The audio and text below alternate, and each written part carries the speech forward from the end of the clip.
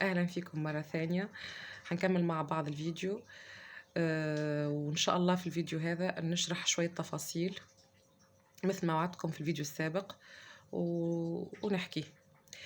مثل ما حكيت لكم في الفيديو السابق أني أنا كنت عايشة في البحرين وكنت متزوجة من واحد بحريني، وكنت واحدة مثل أي واحدة ربة بيت هيك قاعدة في حالها، والحمد لله ما عندي أي مشاكل تذكر مع أي شخص إن كان. ولكن في يوم ولسوء الحظ طليقي يتمسك في قضية ويتحكم ويتقبض عليه ويعدي محكوميته. هنا طليقي مرة كلمني وطلب مني زيارته، وبالفعل أنا رحت وزرته، فأعطاني رقم رجل أعمال إماراتي، وطلب مني إني أكلمه مشان أخذ منه مبلغ مالي. وأنا بالفعل تواصلت مع هذا الرجل الأعمال الإماراتي وطلبت منه هذا المبلغ، وسلمه لي هو بعدها بيومين عن طريق حد من المكاتب في المنامة، عن طريق اليد، تسليم باليد. على فكرة للتوضيح فقط، رجل أعمال إماراتي اللي أنا بحكي عنه هلا هو محور الموضوع كله. نرجع لموضوعنا.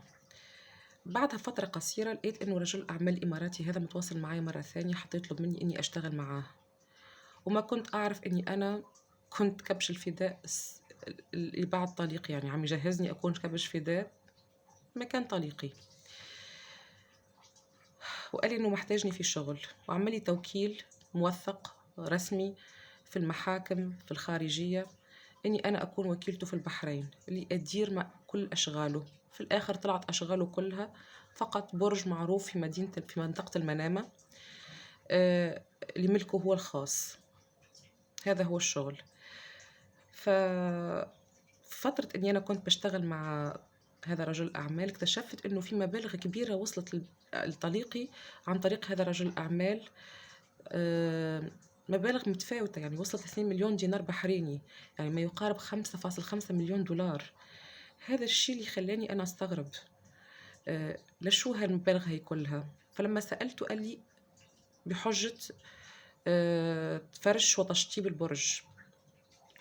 ولكن المبالغ اللي بعثها عن طريق الويسترن يونيو إن كانت عن طريق تسليم باليد من أشخاص مختلفة أو عن طريق شيكات البنكية، كلها مشان فرش البرج، مع إنه من فترة انتهاء من بناء البرج من 2008 لحد هي اللحظة اللي أنا بتكلم فيها وبسجل فيها هذا الفيديو في 2024 ما في أي إضافة تذكر في هذا البرج. فهذا الشيء اللي خلاني أنا وقتها في 2013 إني أستغرب، طيب ليش هو اختار طليقي بالذات، مع العلم إنه طليقي يعني ما في أي قرابة بينهم ولا في أي شغل قديم بينهم سابق بينهم. الفكرة هنا إنه طليقي كمان ما كان عنده أي خبرة في موضوع الفنادق، ولا كانت عنده أي خبرة ولا عنده شركة حتى، ولا دارس حتى. بالمقابل رجل أعمال إماراتي عنده مكتب في دبي لفرش وتجهيز الفنادق، في نفس الوقت عنده فنادق موجودين وفنادق كبيرة يعني، هو عنده خبرة في هذا الموضوع في هذا المجال. هذا اللي خلاني أستغرب أكثر.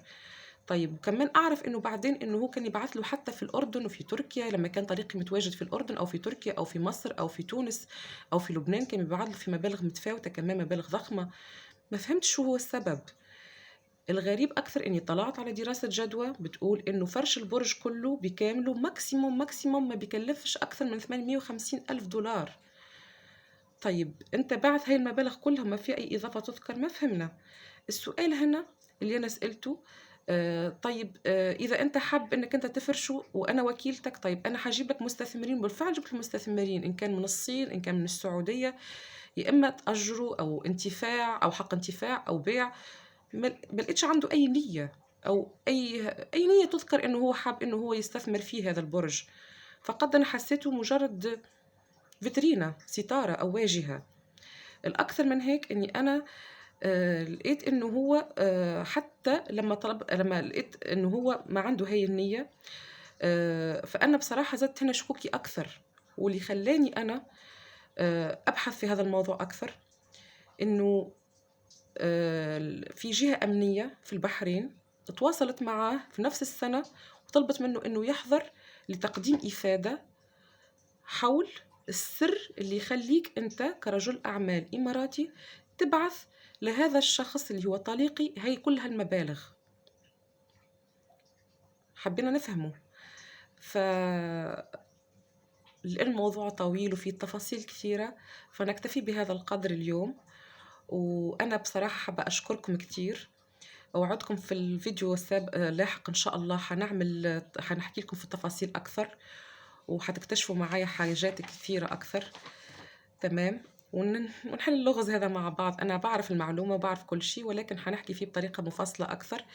فأنا حبيت فقط أشكركم، وإنكم دعمتوني كثير وشيرتوا في صوتي، وحابة إنكم وأتمنى منكم تتحملوني أكثر وتشيروا أكثر الفيديو حتى يوصل لأحد المسؤولين أو لأي شخصيات أو الجهات المعنية حتى يبحثوا من جديد في هذا الموضوع.